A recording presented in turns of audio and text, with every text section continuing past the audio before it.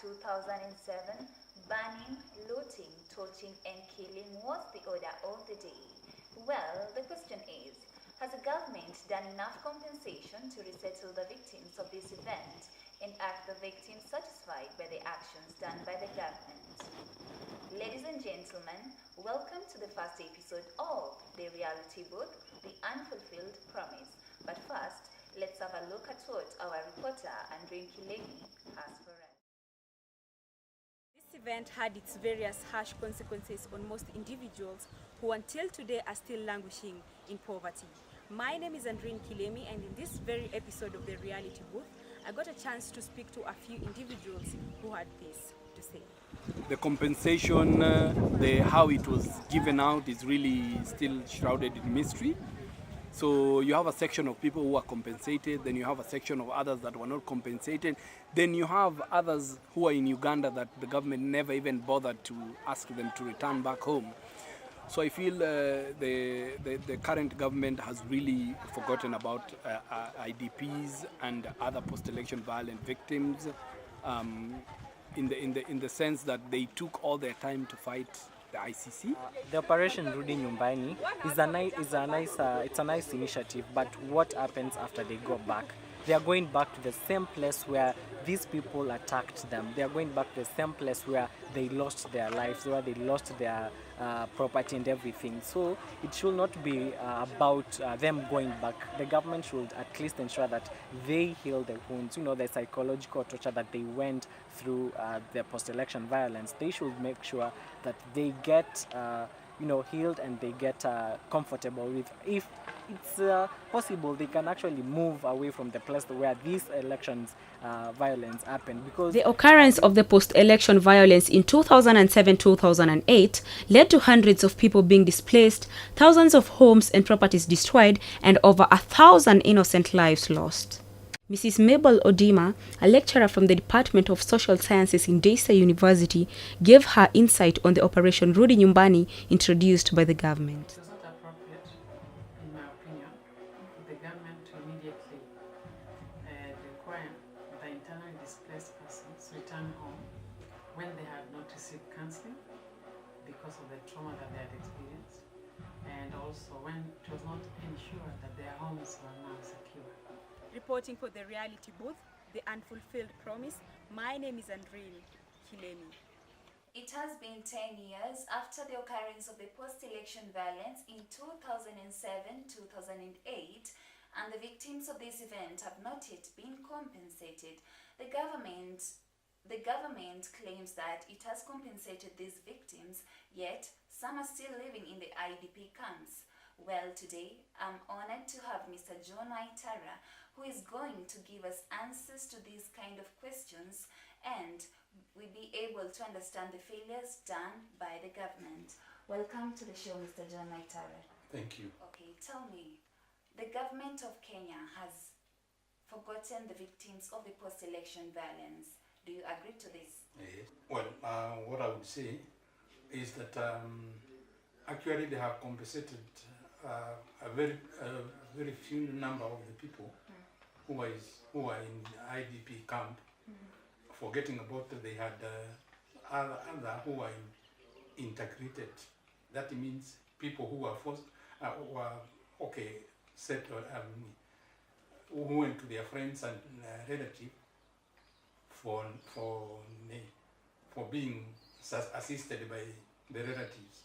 Up to now, they have not catered for them at all. Okay. So after the occurrence of this post-election violence, the government introduced the Operation Rudi Nyumbani towards the victims of this event. Like they should go back to their home place where they started their life. Do you think this was the best act that the government chose to take? It wasn't, because when you're given 10,000 and you had lost over 1 million shillings, that indicates they have already offended you, but they don't want to compensate you fully.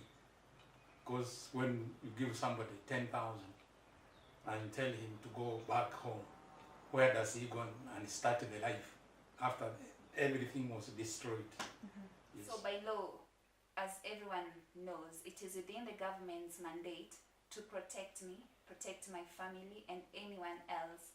Do you think the government did its best when it came to this event? Yeah, well, that one I believe they failed, and according to our constitution, Article 26, 27 was violated, and that is why we were removed from our residential, and we went to spend outside the house where there was no shelter, was no washroom, nothing was there, and we remained there for about 1 week. Yes. And in accordance to this event, some women were raped, some were even traumatized until today. And was there any restoration justice fund given to them? Because women are still complaining, some have even aired these complaints, and they've even come up with organizations just to defend themselves, because some women are still facing a lot of challenges out of this act, because some women were raped and they're not living life the way they used to be. Do you feel like these complaints are not being addressed well by the government? The government has not taken any initiative to actually to compensate those women who are raped, dramatized, and even to taking care of them. It is not done properly. And as a representative of these victims of the post-election violence from Kisumu, please tell us, to what extent has the government been of assistance in giving you aids to the affected? Well, they gave the one who were given some aids are those ones who are in the camp, but internally displaced people were not assisted at all. Now this is the 10th year without any aids given to those people. So I included. You included. Yeah. So we hope that the government will act on this and compensate all the victims of this event without discrimination. Well, it is. We are going to compile the government through the court to pay us our dues and compensate us the violation of our rights. Yes. Thank you so much for your time, Mr. Waitara. Not at all. Thank you. Yes. Well, the government has a big role to play when it comes to compensating the individuals of this event. Just to mention the rape victims and those still living in the IDP camps. I've been your host, KIBE, and this is the Reality Booth, and this was the Unfulfilled Promise.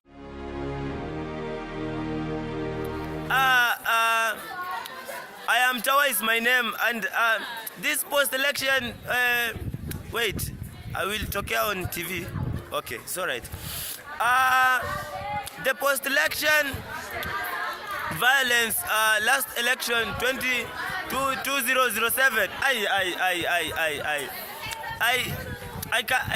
didn't believe then. Even now, I can't even believe. People lost their lives. I lost my job.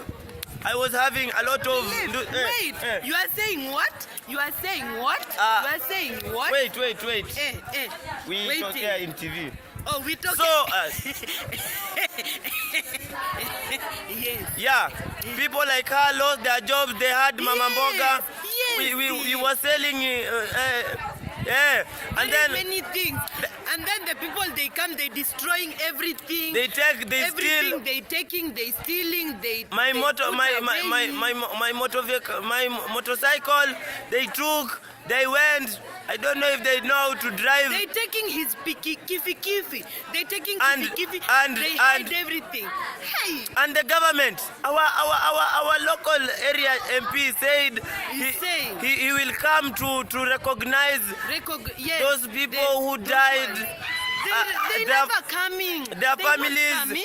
their families are still there, just crying. Crying. They're crying because they Yeah. don't know They if this don't know tomorrow this come. coming election, Yeah. the coming election of the next one, Yeah. let in me August. Me, I telling you something. I think. Yes, Mr. MP, if you want me to vote, you just promise me one thing. Don't promise me roads, no. Just promise me peace. There's going to be peace and peace only. Yeah, thank you. Thank you.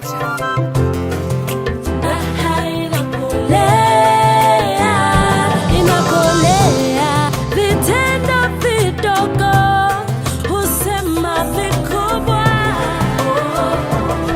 utamaduni unaendelezwa.